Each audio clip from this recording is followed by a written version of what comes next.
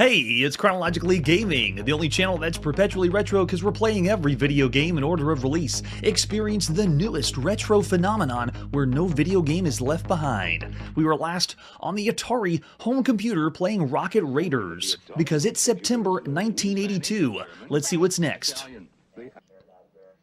We're going to the Apple II now to play Saga number 6, Strange Odyssey, or Scott Adams Graphic Adventure number 6, Strange Odyssey. This is the final of all of the enhanced remakes that Scott Adams has done. Here is the box, and they redo the box as well. So this is the 6th one of all the Scott Adams games. He did 12 original adventure games, and then here we are now with the enhanced remake, which, to tell you the truth, of all the games we played so far, there is no other series, there is no other video game that's ever done an enhanced remake of any game before. So you got to give props to Adventure International and Scott Adams for taking a text adventure game they had and then enhanced remaking it with high-res graphics, adding speech synthesis with a Votrack sound system. This one is the full package, and this is the last one we're going to see. He did 12 of them all together, and the remastered one, there's only the first through 6 that we're going to see here on the show. But wow, the front of the box is insane. It's obviously going to be a space game because we played Strange Odyssey before, and then we have a few screenshots down at the bottom for what it looks like in the game. This one is an amazing adventure game for all the adventure games you could play up to this point. I know it looks like a really good sci-fi novel in the palm of your hand. Very, very well done box. And flip it over the back and it has, when you sit down to a Scott Adams graphic adventure, anything can happen. Like your dad turns into a Viking and crazy things in the house happen. It's all part of your imagination. And there's our 5 1/4 floppy disk we're going to pop into play with an example of those high-res graphics. You also have the manual with every single one of the Scott Adams graphic adventures or the Saga series. They tell you about what an adventure game is. You're at the bottom of a chasm, cool air sliding down the sides. They even are narrating it like you're going to be playing the text adventure game. So they tell you what an adventure game is, how the text parser works, and they try to tell you, don't worry, if it gets frustrating or it's hard to understand, or the computer doesn't understand the text parser, just keep trying a few things. They always have lots of tips and tricks for us. So this is the graphic adventure for the Apple II. He released all of the Saga or graphic adventure versions of these on the Apple II, and then later we're going to see them on the Atari home computer, and then some other home computers. So to play the game, it explains what you want to do in the beginning when we boot it up, and then after that, it'll show you what message it'll be displayed. You'll flip the disc over, and then it shows you a brief explanation of how the Saga games work. And we have a few adventure games that do this too, where it goes from high-res picture on the screen back to the text mode. And it even has the Votrack's type and talk and printer output if you want to. We are not going to be playing this on the Votrack's voice synthesizer just like the other ones because the gameplay is very slow. It is extremely slow. So I have an example in the background while we're on the main screen of the Votrack system, what it sounds like. It's almost like we're listening to Stephen Hawking. But the game itself, you can do that if you wanted to. And then it says the system requirements. So this is on, oh, it even has the Atari version here. We're not going to see that one yet. But yeah, that's the Atari. We're on the Apple II, which is the first release for it. And yeah, after all the loading, lots of loading instructions. Then how to play Scott Adams' graphic adventure. It's 2-word text parser like it was with the original text versions. It shows some of the verbs that are useful for you over here on the right side, and it even has 1-letter commands that you can do, turning on the Votrack's voice on and off when you decide you don't want to hear a robot voice, for example. Inventory is I, things like that, and then the graphics mode if you want to turn it off, on and off. And we're going to show that when we play the game. So it even has some playing hints about mapping. Draw a map. The following is a method useful in mapping adventures, and you bet you drew maps when you played these. This one isn't as long and exhaustive as something like Zork. That's still the king, and Infocom is still the head of all the adventure games out there. But for a graphic adventure game, you're still going to need a map. And look at this. They even have ways of describing where you're going from scene to scene. Very nice for playing hints. And then they even show you examining items around your adventure, and if you're seriously stuck, there is a hint book that contains hints for all Scott Adams adventures available from Adventure International. That's where the real money's made from adventure games. And there it is, the book of hints that you can buy for all 12. Yeah, there it is. All 12 of Scott Adams adventure games are out there. We've played them, and at this point, there's been a lot of ports of Scott Adams adventure games. While there's 12 of the text adventure games, at this point, we've played 43 in the series of Scott Adams adventure games. That's how many text adventure or graphic adventure games. We played 43 of them. It's incredible. So this is the last of all the enhanced remakes, and this is available also on TRS-80 and Atari 800 as well. The original one we played was on the Atari and the TRS-80 in 1981. So Strange Odyssey isn't new to the show, but this is the very first time we've seen the enhanced graphic adventure version. This one has Side A and Side B. Let's go in and play Strange Odyssey by Alexis Adams, Kim McNair, and Scott Adams, the beginning of September 1982 by Adventure International. Don't you love it when you boot up a video game and it tells you you need to flip the disc over? So after you spend all that time, you gotta take the disc out, flip it over on the other side, and now we can go. Yes, I really enjoy the text adventure games. I wasn't as big of a fan. I liked adventure games when we started the channel, but now as we've gone game to game and seen different worlds that they've had us play, it's opened my eyes. I really want to play more text adventure games, and I'm really enjoying them on the show. So if you don't like this text adventure game, it may not be where adventure games are your thing. So just like explained in the manual, we can go with a graphic adventure, and it even has a rear guard demo or escape from tram demo if you want to. They even spelled it wrong. Tram is 2 M's, I think. Well, we're not going to do any demos here. We're doing Scott Adams' graphic adventure game. This should play very similar, if almost identical, to Strange Odyssey that we played in 1981. And as usual, on the graphic adventure games, Scott Adams has an open letter, and we're going to skip it. So I'm going to hit Z, because we don't want to hear Scott Adams talk to us. But there he is. We still get the picture telling us not to copy that floppy. I know, right? 43 Scott Adams games. Now, that's not Adventure International. That is just Scott Adams' classic adventure series that's been ported and sent to all the different computers. Okay, so we have all these different things allowed. It shows you all the hotkeys we saw in the manual. I like that too, but now we got to flip the disc over again. So that means, is one side of the disc, was it only for the public service announcement by Scott Adams? Is that all one side was, and then you flip it over and that's the whole game? Okay, so now we're in Strange Odyssey. Do we want to store a previously saved game? We do not. And then do we want the Votrex voice synthesizer? No, we do not. And as usual, this program allows you to have an adventure without ever leaving your armchair. We've seen that since the beginning, I believe 1978. It's been a lot of Scott Adams adventure games. I'll be your puppet in this adventure. You can command with 2-word English sentences. I have over 120-word vocabulary. Ooh, very impressive. And don't accept a pirated copy, and go. All right, we're beginning of the game. I'm in a one-man scout ship. What's visible here is the control console, closed door, and exits are down. So Scott Adams Adventure Games always split the screen up at top and bottom, and then at the bottom shows you what you can type in. Like, welcome to Strange Odyssey by Scott Adams, dedicated to the Novaks. Not familiar with the Novaks. And then hit enter. If you push that, it shows you the high-res graphic now that we're on the Saga series, and then you can go back and forth between the text only. It still doesn't look exactly like it did on the original, on the Apple II, but now you can go back and forth. Graphics, whoa. I'm going to keep it here because as soon as you start typing, then it goes back to the text anyway. All right, so what do we want to do first? We already know what's available in the room, so I'm going to go ahead and head down. Just have to hit D. Let's move on down.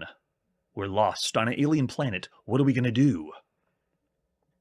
It draws everything in for us. Classic. All right, so the high-res picture shows us what we see, but I can't make that out. It might be a shovel. It might be a gun. It looks like a gun. So now we're in the storage hold. Visible items are the maintenance access hatch, spacesuit, phaser, and shovel, and we can go back up. So what we want to do, we want to get phaser, and it's going to draw it out of there, right? Yeah, redraw the whole screen, of course. And then get the suit. Always get everything you can in adventure games if it's not nailed down. Yeah, high-res visuals are top-notch. We've already seen plenty of graphic adventure games or adventure games that have the high-res picture like this. And then the last one is get shovel. And it was a shovel. I didn't need to use my imagination. What's going on here? Okay, we picked up everything we wanted to. Let's go ahead and go back up. Now that we're in the control room, what can we see here? We got the control console. Okay, so let's go ahead and look. Console. Ooh, nice. Every screen draws in. Right now, the system we're playing on is an Apple II Plus. So, okay, just hit return. Looks like we have a blue button that's marked blast off and an unmarked red button. All right, so let's go push red. And the red button opened the door that was locked on the right side. So now, as we did back with the High-Res Adventure number 1 on Sierra Online, go door. And that's how you go through doors in adventure games. Oh, that's right, Ubicore. You can also say get all. All those awesome tricks with adventure games. Okay, so now that we're here, what do we got in here? We're in the small airlock, the red button by the door, closed door, and the inner door. So what do we want to do?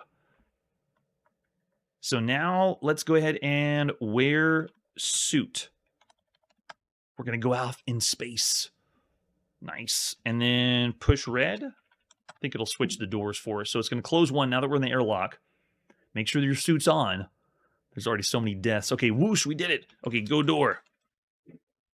That's it. Oh, nice. A first-person view looking down. All right, so it tells us we're outside the airlock on a ledge. The ground is 90 meters below. So we're on our spaceship, landed on a planet. So now what do? We jump. The gravity here is very weak. Good for us. And we made it. Yeah, so cool. One of the cool things, the best things about adventure games at this period is the video game that doesn't have a score attack. The video game that doesn't have repeated playthroughs. This is, let's get to the end. How do you see what the ending of the video game is like? Imagine that concept. And here we're playing a game that's leading us screen by screen, flipping pages as if we're flipping a book and playing something larger than just an arcade style game. All right, so gravity's weak. We made it on the surface. Very nice. Now that we're on the ground, let's go ahead and head... Actually, what do we have? We're on the small planetoid. We can only see our scout ship. We have all directions, north, south, east, and west. Let's go ahead and go north. Draws everything in. I love it. Go north again. Very minimal on the sound, though. Maybe we should have had the Votrax voice system on so we could read all the text for us. Okay, so we're north twice. Now it's going to show us that we're on a cave that's here. Wow, I can barely see. Does anyone see the cave? Is that it? Way on the far side? You can barely see what it looks like. But it's telling us it's visible. Thank God it is. There's other text adventure games we played that they don't tell you what's on the screen. You have to know if it's a graphic and know what to do. Or it's a text adventure game that has no graphics and you have to look around, like actually look at ground, look at rock, and then it says, oh yeah, there's a cave over there. It's cryptic, but you gotta love it. All right, so go ahead and enter cave. Let's head on in. Yeah, graphics are pretty good for all the adventure games and computer games you can be playing. Now that we're inside, we got a large boulder with strange writing on it. And there's no way to find out what it says, so we can shoot that boulder. Ready? Oh, and you know what we got to do, though? We need to set our phaser, if I can spell it. Set phaser, so I can do to stun or to destroy. To destroy.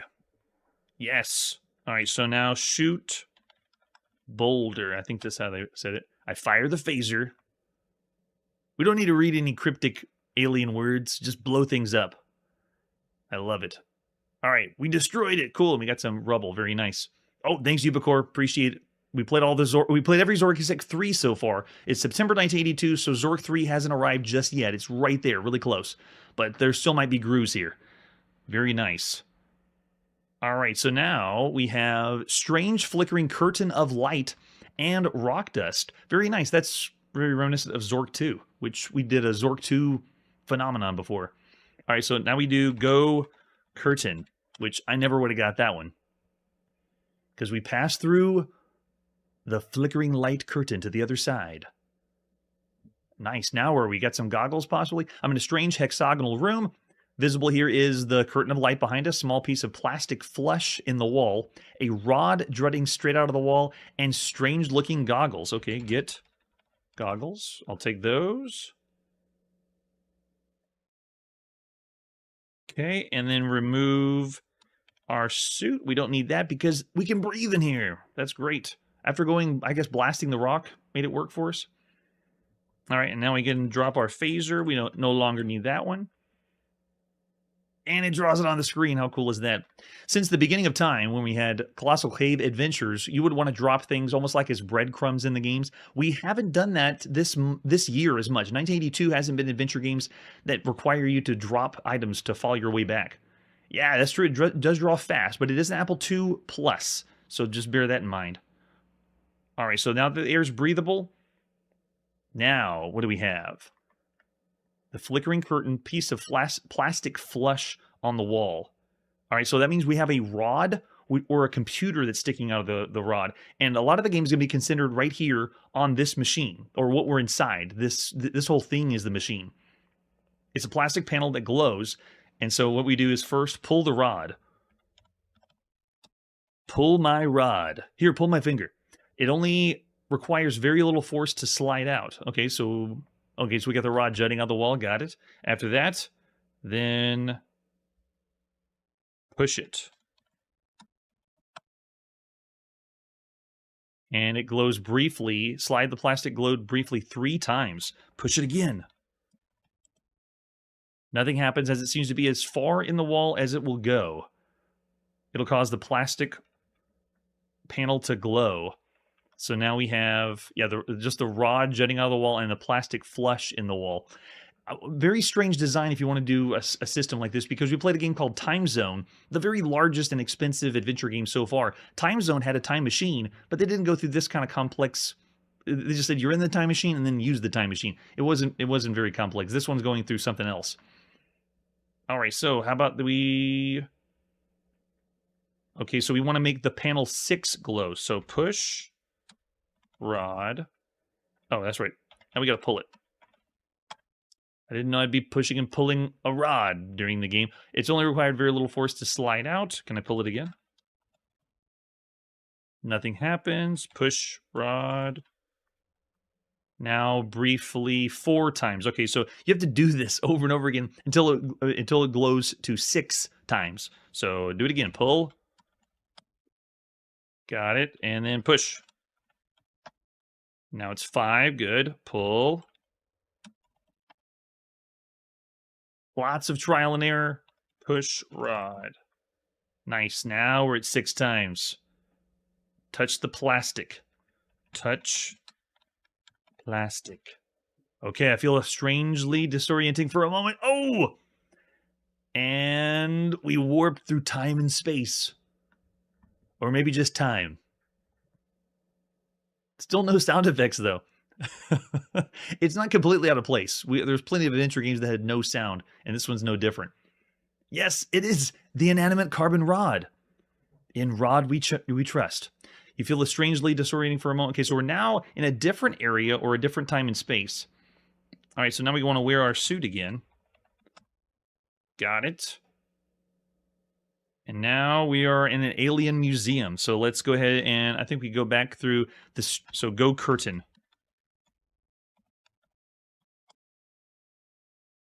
Oh, yes. Now we're talking.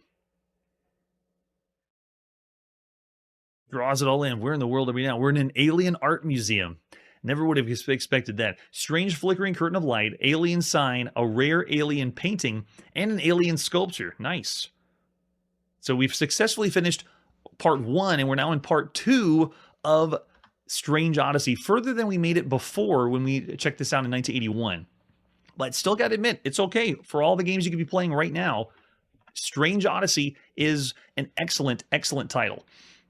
All right, we're going to go ahead and quit out this time. That was a quick taste of graphic adventure games, or a very good adventure game that you could be playing right now in 1982. So I'm going to say, of all the computer games you could play right now, it's excellent. It's around the 4-star range if you consider everything, because you can tell they spent a lot of time on this one. It's obviously based on previous material, but no other video game's doing this. No one's remaking something they had before. So I still got to give it props as a great, fun game. And if you don't like this kind of game, then maybe you just don't like text adventure games. Bartleman's even throwing 4.5 stars out there. I'm seeing Charlie Ubicor and Curtis saying 4 as well. Yeah, the previous one, Saga number 5, was the count, and I said 4 stars as well. This year has been the remake of Scott Adams games. Manly saying 4 too. Very nice. All right, so that's the latest and sadly the last of the enhanced remakes. We're going to be seeing these 6 remakes on lots of other home computers over the years. So let's press forward and see what's next. We're now on the Atari home computer, and this is Salmon Run. Okay, Salmon Run. Never heard of this one. Let's take a look at the box. This is one of the boxes. This is done again by the Atari Program Exchange, or APX. Yeah, I'm with you there, Curtis. Really sets it above the rest. Help Sam the salmon swim upstream to spawn. Say that 3 times fast. So this is one of the APX boxes that could have been there. I believe I've seen 5 versions of this box. If you wanted to play Salmon Run 5 different ways. But if you look on the front, are we still running on, is it 48K? Doesn't say here. I'll probably say somewhere else in the manual. There you go, Salmon Run by Bill Williams. Our very first video game by Bill Williams we've seen on the show. 8 and up, written machine language, got to have that. It even has the story on the back of the box, very nice. Bill Williams, there he is. Very, very simple as far as APX boxes go. We have more, though. Besides that one, there's the original, the first one that came out on Atari Program Exchange. Yeah, and you only need 16K on cassette, 24K on disc to play it. It's 1 to 4 players. How bizarre is that? Because this one is an alternate play game. Here's the magazine ad you would have seen by APX at the time. I know it's like early homebrews. That's the way to think about it. But homebrews didn't exist, or the term homebrew. At this point, we played a lot of games by the Atari Program Exchange. This is our 35th Atari Program Exchange video game on the channel. And then we also have our cassette tape we're going to pop into play. And it was also available on 5 1/4 floppy disk. More rare, though. Most people would be playing on cassette on your Atari.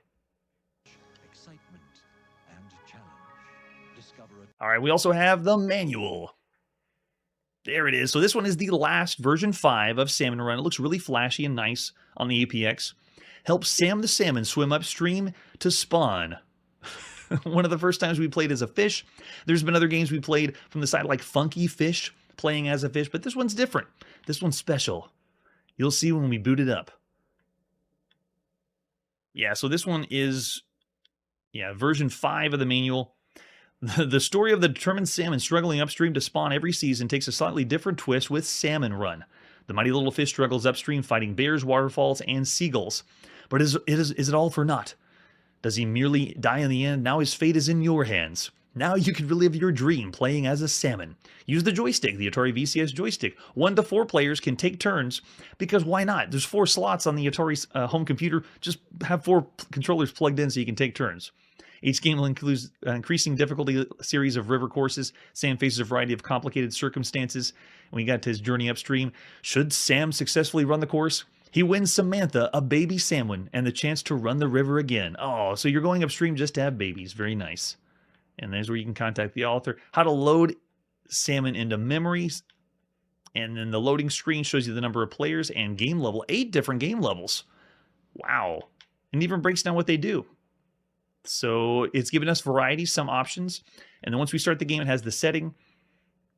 The river course consists of a shoreline, waterfalls, various rocks, and weeds scattered along the river. If Sam hits the shore or rocks, he bounces back into clear water. You have to keep him close to the middle of the screen as river permits. Every time Sam completes a lap, the shore color changes and additional waterfalls appear. Essentially, you go level by level and it gets harder.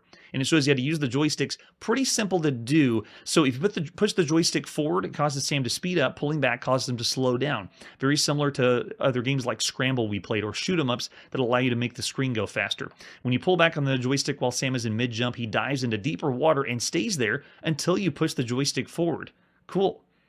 So you can make Sam the salmon dive down. And we also have hazards like bears. Those bears. Seagulls. More birds, and fishermen. Lots of info in the manual. Now, this one is version 5, so maybe they explain more than the other ones. I know, right? You can make a game out of anything now. I love the Wild West of gaming. It's going to be sad when all those licensed games show up, but I'll just bask in the amazingness now. All right, so we got spawning after 3 laps. After Sam spawns, he becomes more and more tired, and the waterfalls throw him back.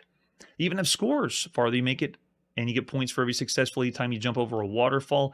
You can be the Master Salmon difficulty level if you score 100,000 points. It won't happen tonight, I'm telling you that. And then they even got playing tips like everything on the Atari, how to restart the game. And then as usual, the Atari Program Exchange has a forum about the game you played, the number of problems, how you like it. And you fill that out, and that's how we found some of the best games on the Atari home computer. All right, so just some alternate versions. Let's pop in and play Salmon Run by Bill Williams.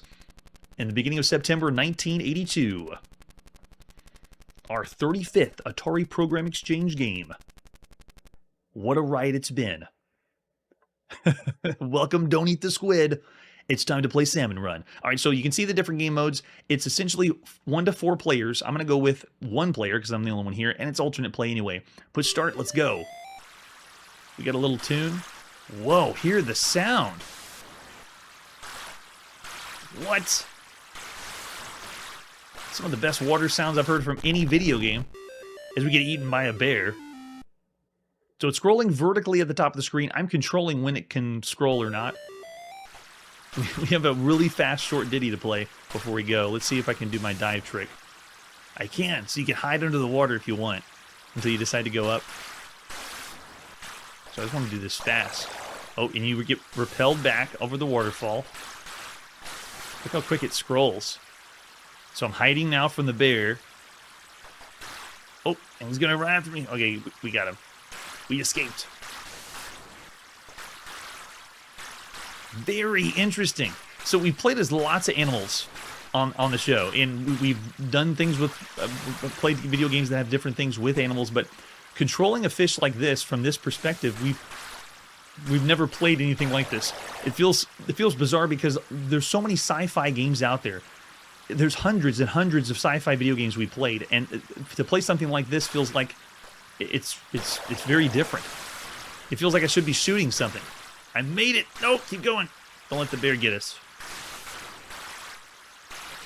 The sound is what really sets this apart. It sounds like water sloshing, and it feels like when I move the joystick. See this? I move left and right, and the sound gets louder of a splashing in the water.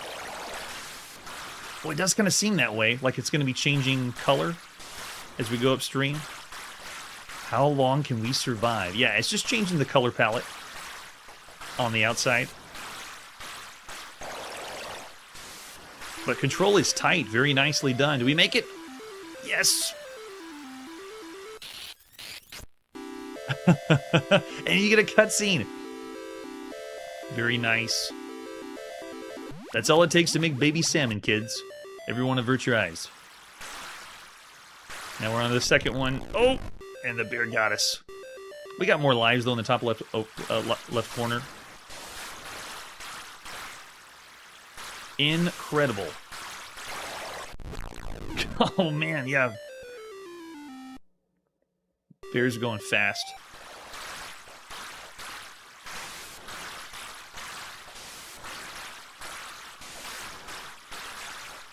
Now that I know there's a bear behind me, I'm going fast as I can. So, look, you can hide under the water. Just take your time. Ready, and go. Nope, jump over before the bear shows up again.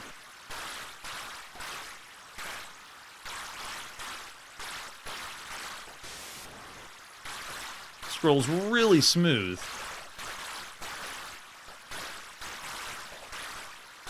Oh, no, you don't. Yeah, we're doing great. Dodging as many bears as possible. Going for the high score.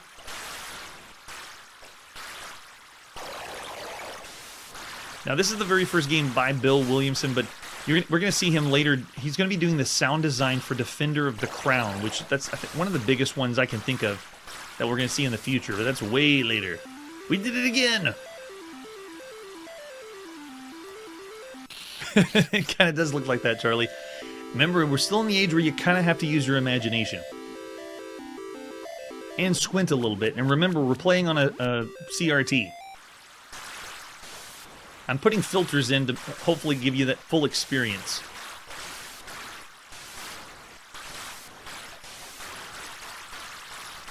Yeah, this is fun.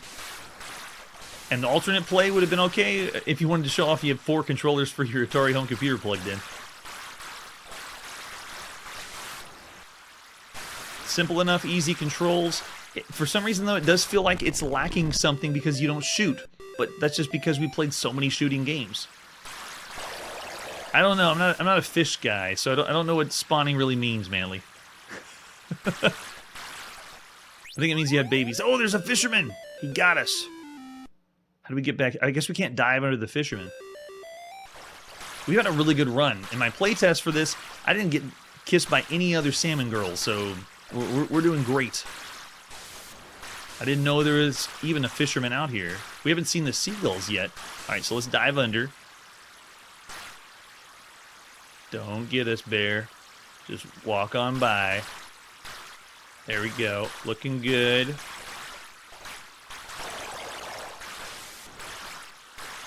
100,000 points. Look how long we've been playing to get to 500. At least before we die.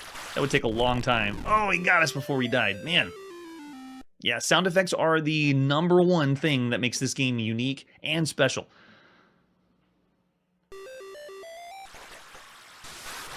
The music, but sound design, wow. Even arcade games. I'm trying to think of another arcade game that has water sound that sounds this good.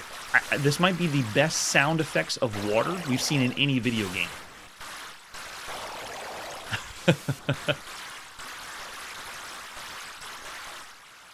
And the way that it makes the sound when you move the salmon really enhances it. It feels kind of like we're playing with something in the water. Jump, go! Get away from bear!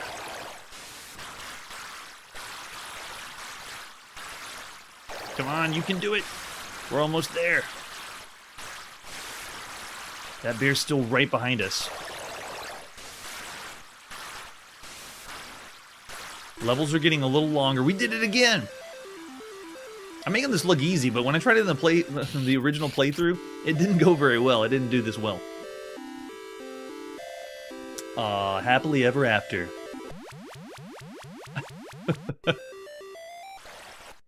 Alright, so of all the games you could be playing right now on a home computer, Salmon runs alright. I mean, you gotta admit, for something that was made by a random programmer, wasn't well known, at least right now, and then you pick this up, you'd have a good time. It would be very fun and enjoyable. I'm going to actually say, of all the games you could play at this point, 3.5 stars. You, of course, saying not much, 1.5 to 2. Yeah, it's a score attack still style game, and the difficulty increases slowly over time, but as far as the enjoyment, it's great. Bartleman saying 4. Yes, Manly, 3.5, yes. Let's rate it M for mature. So good. Charlie saying around average. Yeah, so it's divisive because of the idea of a game. It's not a sci-fi style game. It's not a shooter game. Yeah, so it's very strange. It's different. But I like that. Don't Eat the Squid says 3.5 too. So there you go. Just above average, but still good enough to play for all the games so far on the home computer. I love it. Oh, that's true. Yeah, that's good. The sound effects is really what's selling it. And I think that's what Bill Williamson's going to do later on too. Wow. All right, after that, what's next? We're going to the United Kingdom to play the Sinclair ZX Spectrum. This is Samurai Warrior. Samurai Warrior already on the ZX Spectrum, I'll take it. So this is the later box. I believe this is 1983 when we're going to see this one, but it's really nice. Artwork on the front. This is the cassette case, obviously, but we also have more than that. Samurai Warrior also was first released kind of looking like this. Software for the Spectrum. That's all you get. MC Lothlorien. In magazine ads, you would have seen this one. This is available both on the ZX81 and the Dragon 32. And it says, how have you fared as a how would you have fared as a samurai in the 13th century Japan? Face challenges from samurai and bandits. Are you a survivor, or will you be forced to commit ritual suicide? Oh gosh. 7 levels of play. A most fascinating game is what it says. And on the Spectrum, it only costs £5. £5.50. Yeah, nice. Oh, that's true. Thanks, Uvacor.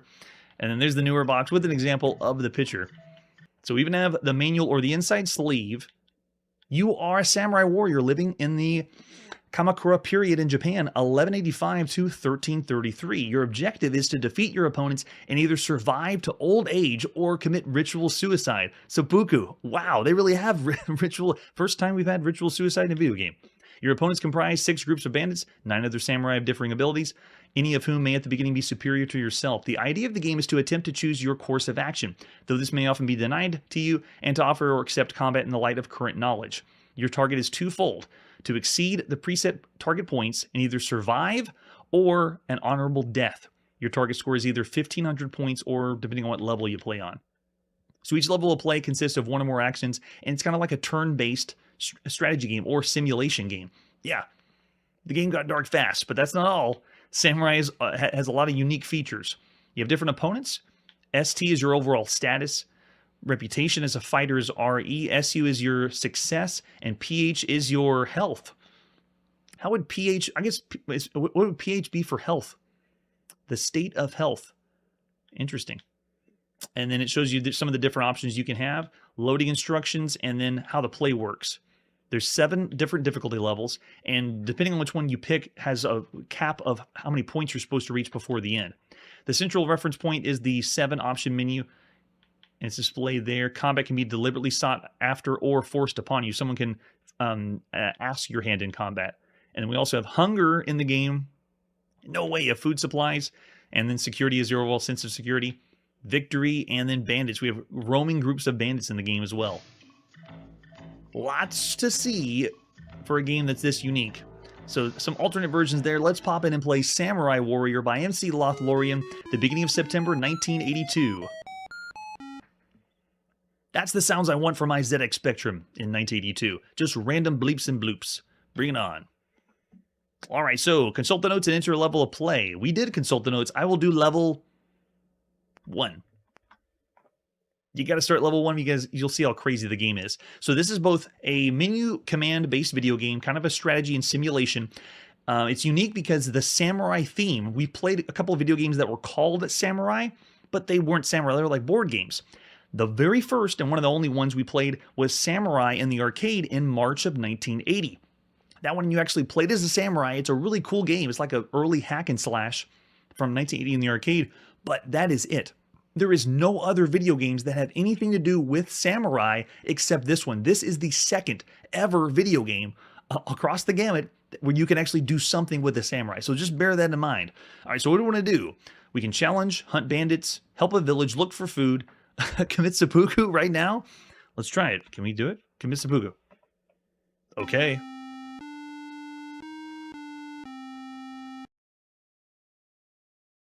Oh my gosh, seppuku successful. You died with honor. Game over. We got 750 points for killing ourselves. You have lost. Another game. It's crazy. I'll say yes. We get some more bleeps and bloops. Love it. Just as they had in ancient Japan. Yeah, gruesome, right? Okay, we'll try 5 then. I'll take Manly's advice. All right, so here we go. Oh, we were talking about committing seppuku. Okay, so let's do status report. This shows us what other samurai are like. We are yourself. That's our stats. And then we also have Sato, Nakata, Kiyomori, Hideyoshi, and Akichi. So that's what their stats are. Let's go ahead and look for food. That might help. A village asks for help. Do we want to help them? Yes, we do. Akichi challenges you. Do we want to say refuse? We are not going to do that. So you see how the game works. It's just menu-based or menu-driven. You make decisions, and based on those decisions, we're trying to get to a target score of 1,800. Okay, so let's do it again. Look for food, like I wanted to first. Sato challenges us. No, Sato. Keep refusing. That means our reputation goes down. Yeah, look, we're at 2 reputation. Not good. All right, so let's go. Akichi challenges us. Man, which one was the terrible one? Was it Akichi, or was it the good one? You have to memorize their stats. I'm going to say refuse again, but we're going to go way low. Yeah, our reputation down to 0. All right, so who's the terrible one? Kiyomori. So if he challenges us, we might be able to do that one. Maybe if Kiyomori does. All right, let's try it again. I want to look for food. Okay. Please give me food. Hunt successful. Very nice. I am the Yellow Belly Samurai. So our reputation is terrible because we haven't fought anybody. So let's try attacking Kiyomori. Let's challenge. Okay. We want Kiyomori. Now it says 1 to 5. I don't know what that means. I'll start with 1. There it is. We're battling Kiyomori. Come on, we need to raise our reputation. As my understanding is, all this, I'm not controlling any of it. It's all random. Come on, kill, kill, kill. Oh, and we died in combat. So it is all random. It is almost like some other games we played on the ZX81. And this one's available also for that system. So do you want another game? Against my better judgment, yes. And then let's do just level 2. This time let's try to hunt for bandits. Bandits attack you. I thought we were hunting bandits. 8 bandits sighted. There they are, all 8 of them. 5 were killed, so we got 3 left. Oh, and we survived. That's pretty good. Okay, I'll take it. All right, let's go ahead and help a village out. And bandits attack us where we're trying to help the village. 11 bandits. Sometimes these menu-based strategy games don't have any graphics, so they're at least giving us something to see each other. We get attacked again. Man, the roving bandits are nuts. 10 more bandits sighted. Yeah, so this one is very classic if you enjoy the games on the ZX81 that have the text on there.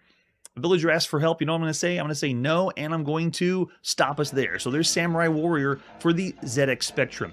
Of all the games you can play on a home computer, I actually want to give it props because of the samurai theme.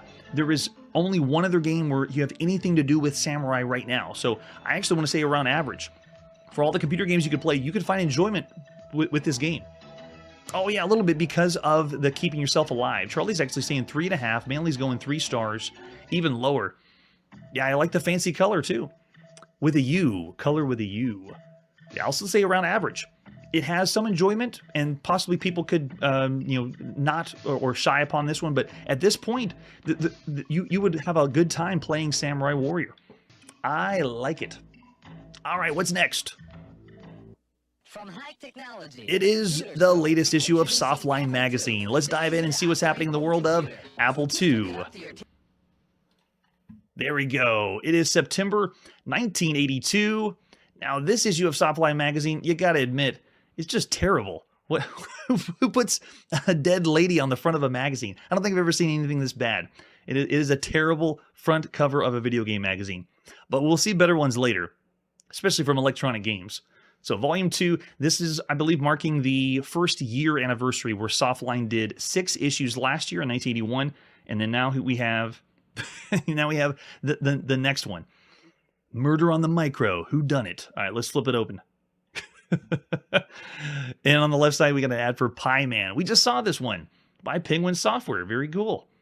Pie Man is the very first cooking simulator, if you want to call it that. We're putting pieces of stuff together for pies, but it works. Very nice. I'm going to skip by the table of contents because we're going to go through the whole magazine. Very fun. So over here on this side, this is readers of Softline magazine telling us what they're changing in the magazine and what's happening. Going for more games approach and telling you more about how to program for your Apple II and programming in general. Very fun. Yeah, this one marks the 1-year anniversary. So it was September 81 when they first started Softline magazine. And then over here on the right side is Direct Line, where you can write in and ask questions. Someone here under Cracking the Egg says, I need help. In Zork 1, how do I get the egg open and finish the adventure? You don't know how to get the egg open. What a loser. It's one of those, I need help in a text adventure game. But it says you need to write the Zork user group and their book. So they're not even going to give them the answer. They're telling them to go to the Zork user group. And if you want to get through that door, remember, you can catch more flies with honey than you can with vinegar. So at least they give them a little help. Oh, yeah. Interesting, Curtis. Yeah. And then over here, I would appreciate hearing from any wizardry fans that have solved the riddle that is asked before the door on level 6 in Knight of Diamonds. Whoa, someone's already asking questions about Knight of Diamonds? Very nice. All right, let's flip to the next page. It is a massive ad. We've seen this before by Infocom. Yes, they are writing them as fast as we can. At this point, we played Zork 1 and 2. Zork 3 we haven't seen yet. It should be by mail order at this point, so if you were lucky enough to get it really soon a mail order, you'd see Zork 3. But we have seen Deadline, and then Starcross is just around the corner too. But Zork 3 will complete the trilogy. That'll be a fun time. Let's flip on to the next page. It's an article about the Master, Jim Nichols. And at this point, we've already seen Jim Nichols on the show. He programmed Asteroid Field in 1981 with Star Thief, Bug Attack, and then Ring Raiders. And then in 1982, he did Bug Attack on the Atari home computer and Microwave in May 1982. So we've already seen a few games by him, and then we're going to see other ones by him too. I think they talk about, some of the work he's doing currently and what it's like to be a video game developer at this time. Very different life, because if you do well enough, you can retire very early. I know, look at that. What he has in the background, it's awesome. I wonder if that's what he's using to program on too, or maybe that's what it is in the very back, the top left corner. And, oh yeah, you want some high score SATs? Don't care. We'll flip on to the next page. Got a giant ad on the left side, but here on the right, check it out. Here he is at 15. Matthew Laberteau has accomplished the accomplishment of 1.2 million points, and he is the national Pac-Man champion. Look at that face. How long did he play to have 1.2 million points? April 25th is when this happened, he said. He enjoys this type of action a bit more than Pac-Man. Oh, and says he was hooked on Missile Command, it says. And his favorite right now is Dig Dug. Very nice. Oh, yeah, Curtis. So maybe he was programming on the Apple II to the Atari home computer. They do, Obsidian Arcade. Everyone looks a little bit older. So he says he's 15 in this picture. So he looks older still in the face. And then down here on the right, this is Pillbox. And I believe we're going to see this one soon, sometime in September. So I'm not familiar with this one, but we'll check it out soon. Let's flip on to the next page. This is an article about 3D mazes, which are all the rage in 1982. We played a ton of them. And this is explaining how to program those 3D mazes. So if you want to start doing your own, here you go. Softline tells you how to do it. Maybe his Barto, man. It changes the way their faces look. All right, we'll flip on. We're not going to be programming any 3D mazes, but they go through quite a bit. And they always have these ads in the bottom left corners of selling stuff. So whenever I was going the research for the show, I'd be perusing magazines over and over again looking for release dates, but you can also see how much things cost then, because different computer stores and outlets and even mail order locations would have different prices to be competitive. Yeah, 3D Maze Craze Revival would be awesome. Maybe it is Obsidian Arcade. That's right. All right, so they got also joysticks, making sure you pick the right ones in the bottom right corner. Over here, we got an ad for Taipan.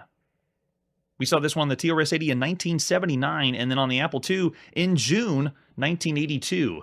We were just talking about the style of game, management, simulation style game. This is what this is.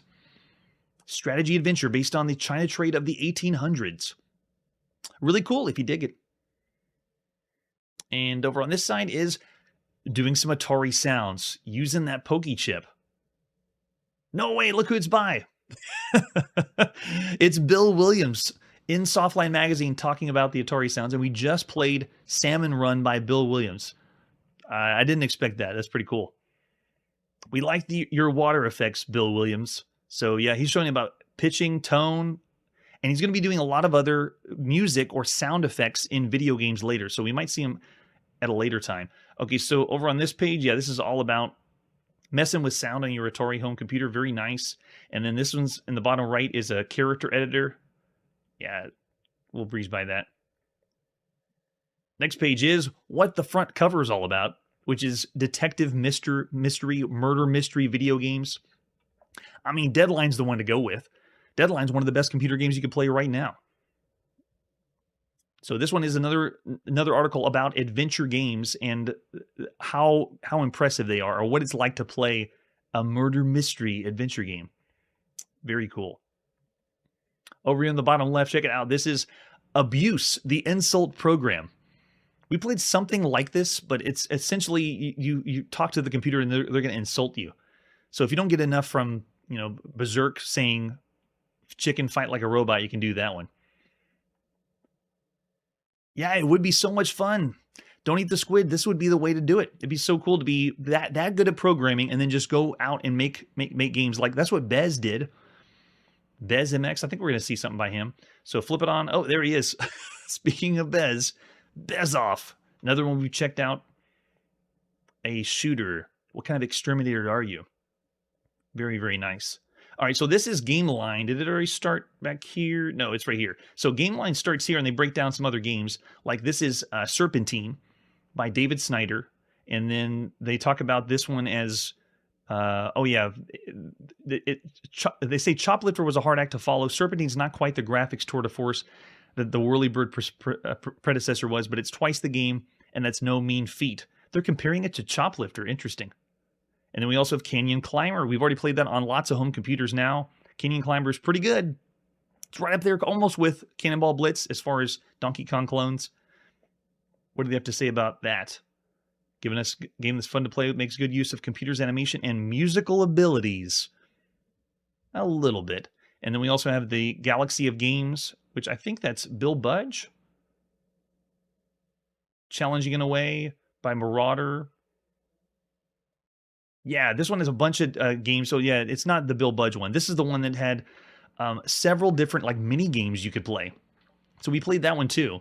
The games are essentially good for youngsters because the instructions are easy to understand. 4 games, the price of run. It's a real bargain, yeah. And we also have Marauder, very nice, coming out. And then some more controllers and paddles to check out. Very nice. All right, flip on to the next one, more discounts. And then we have, hey, hockey. Is this the one by Gamma Software? It is. So this one's a hockey game. We played another one that was soccer as well. Gamma Software put out 2 sports titles that I can't find a lot of information on. There's not like the box or artwork anywhere, but they're 2 really good games, solid sports games, because it allows 4 players simultaneous play. And here it is, hockey. What do they have to say? 4 people can participate. It says, despite the shortcomings, though, hockey's an infectious streak to it. It's nice to see a game that can involve so many people, and it's true. That's why I rated it so high, because of the 4 players simultaneous. It looks primitive, yeah, and it does. Someone made a comment when we played the soccer game that it looked like hieroglyphics, and I don't blame them. Then we have Hazard Run. I am not familiar with this one. Anyone have any information on Hazard Run? Burt Reynolds. Major problem is the joy. Oh, it's a car game. It's a driving game. A bit too primitive for today's market. Okay, so they're not giving it high marks here. They don't rate the games on a scale or a star rating. They just have a paragraph to explain it. All right, so let's flip on to the next one. Over here is The Dirty Book. Subscribe today. So it's a bunch of... what is with Softline Magazine and the adult content? Because they even were advertising the soft porn adventure by Sierra Online. So it's a book with, I guess that's type-in games. So you can imagine buying a pornographic book, or I guess an adult content book, but you're having to type in the video games to play. That's just pretty desperate. Pretty desperate. All right, over here on the right side, we have some new players. Lionel Raff, and I don't think we've seen anything by them yet. It looks like a picture of my parents from the 70s. All right, and let's see what's next. Very cool. So this one is Ken Rose explaining adventure games. They got a really cool map of how you can design, or what your thought process should be whenever you're designing video games. Very cool. And then give you some code to test out too. Almost every one of these pages has had code that you can type in. Very nice. And then, of course, Ken Williams has another Apple II graphics section telling you about how the memory is laid out. Thanks, Ken Williams, helping even more developers out there. On the bottom left side, it's an ad for another character generator, or fantasy game character generator.